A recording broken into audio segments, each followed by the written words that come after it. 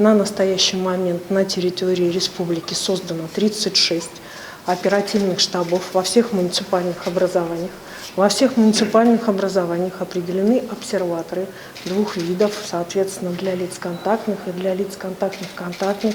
Определены условия самоизоляции лиц, при каких условиях они у нас осуществляются.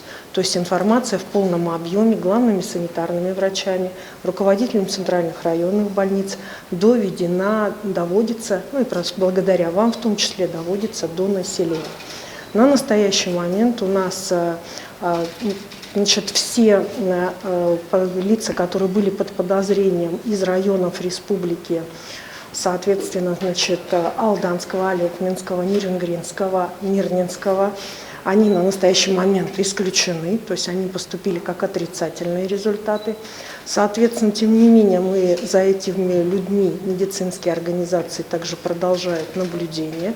И, соответственно, на настоящий момент у нас по республике есть также люди под подозрением в Улуйском Улусе, и, соответственно, новый человек появился в Алекминском районе.